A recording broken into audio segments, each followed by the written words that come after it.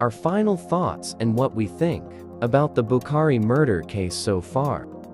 The lies, the hate, the plan, the murder, and now one final push for freedom. The defendants can be sentenced to life imprisonment with a minimum jail sentence that can be anywhere from 10 to 14 years or more. They could get convicted of manslaughter, which can be 7 to 14 years, or murder and manslaughter for each victim, or even getting a not guilty and walking, depending on what they are found guilty of. Rikan Karwan and Raiz Jamal have also been charged with death by dangerous driving along with 2 counts of murder and 2 alternative counts of manslaughter. The other 6 have been charged with 2 counts of murder and 2 alternative counts of manslaughter. So the jury will have to decide on each defendant's charges and what they think they are guilty of and what not.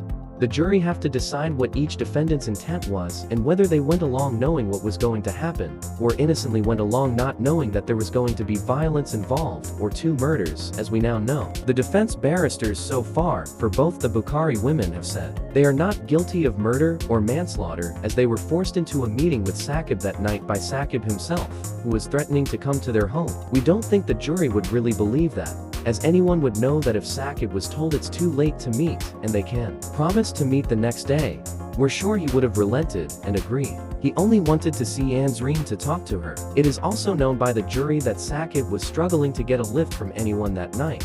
So which friends were going to accompany him that night? Hashim was the last resort, who finally gave in to giving him a lift. So where were these friends that were going to go to the Bukhari home that night? Why haven't we been told their names or who they were? Frankly, there wasn't anyone going to the Bukhari women's home that night.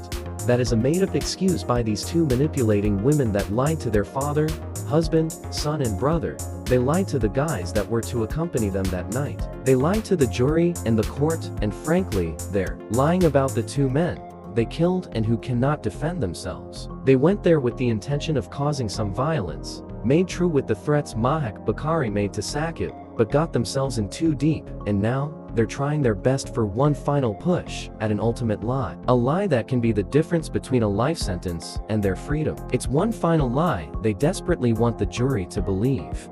This is only our opinion and not the law. Let us know what you think in comments section.